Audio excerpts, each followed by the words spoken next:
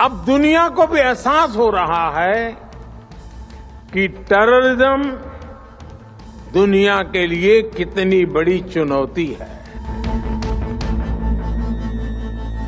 आतंकवादियों ने भारत में हजारों निर्दोषों की जान ली है।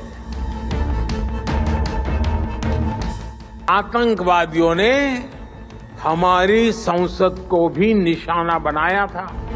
वो नारे लगा रहे हैं हमास हमास हमास। अब इस पे असर क्या होगा? जहां जहां मुसलमान दुनिया में बैठा है वो इसके भुगतेगा। खबरें बार बार आ रही हैं कि भारत खड़ा हुआ है इस्राइल के साथ। हम इंडिया हैं, हम काफिर हैं। गजवा हिंद से हमको ही खत्म करना है ना, और क्या है गजवा हिंद? आप बताइए तो हम किसका साथ दें? यहाँ भी एक खबर ये भी आई है कि इंडियन हैकर की तरफ से खबर ये आ रही है कि उन्होंने जो फलस्तीन है या हमास की अगर बात करें तकरीबन 200 के करीब डिवाइसेस हैं जिन्हें हैक कर लिया है। हेलो दोस्तों, एक बार फिर से स्वागत है आपका मेरे यूट्यूब चैनल में। आज का वीडियो होने वाला है बड़ा ही मजेदार।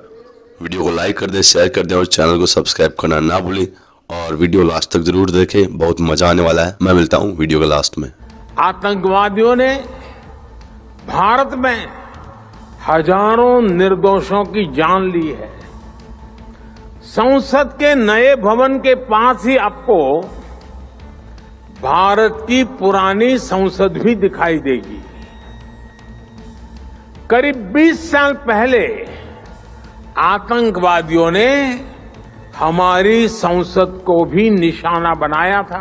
भारत ऐसी अनेकों आतंकी वारदातों से निपटते हुए आज यहां पहुंचा है।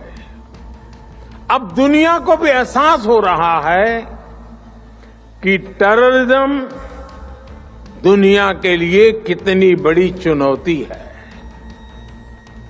टेररिज्म चाहे कहीं भी होता हो, किसी भी कारण से होता हो, किसी भी रूप में होता है, टेररिज्म की परिभाषा को लेकर आम सहमति ना बन पाना ये बहुत दुखद है। आज भी यूनाइटेड नेशंस में international convention on combating terrorism consensus का इंतजार कर रहा है।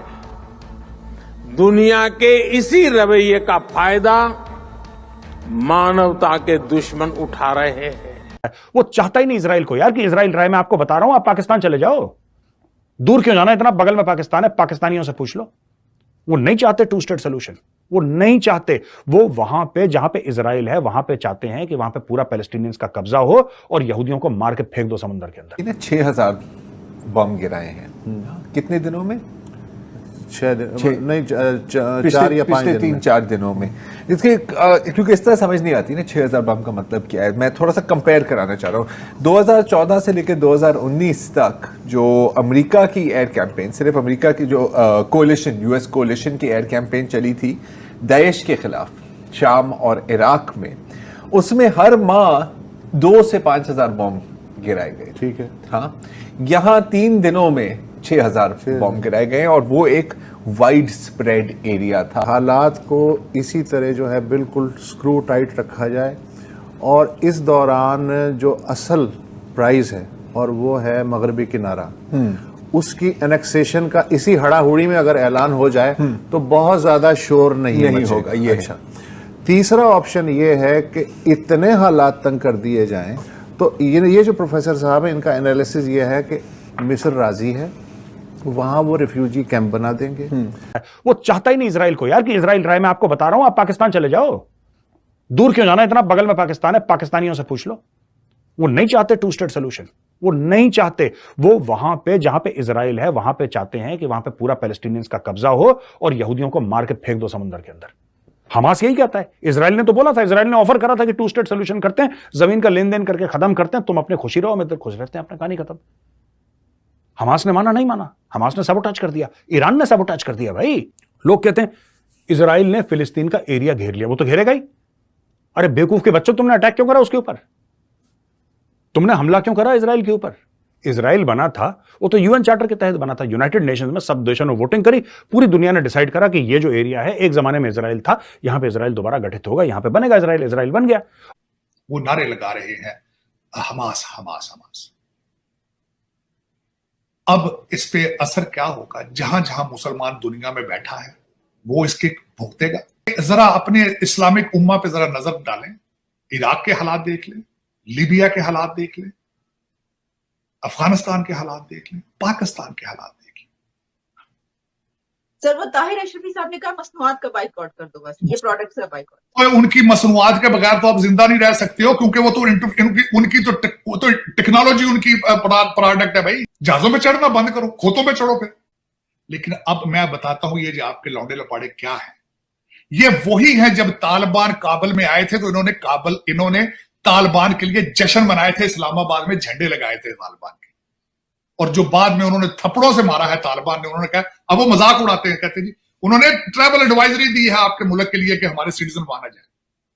आपकी इकोनॉमी का मजाक उड़ा रहे हैं आज, और बम मार रहे हैं आपके जलसों में, थ्रेट कर रहे हैं आपको, ब्लैकमेल कर रहे हैं, पैसा लेते हैं आज भी आपको दहशतगर्दी से डरा के। हम इंडिया है, हम काफिर है, गजवाए हिंद करना है, गजवाए हिंद से हमको ही खत्म करना है ना, और क्या है गजवाए हिंद? आप बताइए तो हम किसका साथ दें?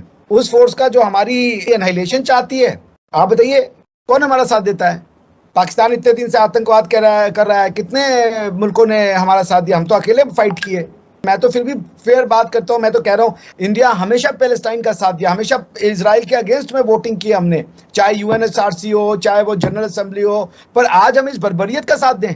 आपका अगर किसी ने जमीन लिया हुआ है जो आपका सो कॉल्ड ग्रीवियंसेस है, तो आप किसी भी म्यूजिक फेस्टिवल में जाके गोली चला देंगे? आप करें तो वो आपका हक है, वो दूसरा रिएक्शन ना दे। जीतने से लैंड बनता है इस्लामिक, तो फिर उन्होंने जीत लिया ना। यहूदियों ने तो 2 बार जीता ना, 1967 में जीता, 1947-48 में जीता। तो अगर कॉन्क्वेस्ट से जमीनें बनती हैं तो फिर वो यहूदी जमीन हो गई, बात खत्म करो।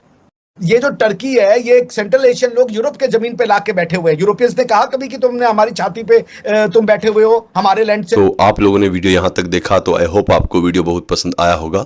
वीडियो पसंद आया तो वीडियो को लाइक करें, शेयर करें और चैनल को सब्सक्राइब करना ना भूलें। मैं मिलता हूँ अगले वीडियो में। Thank you so much.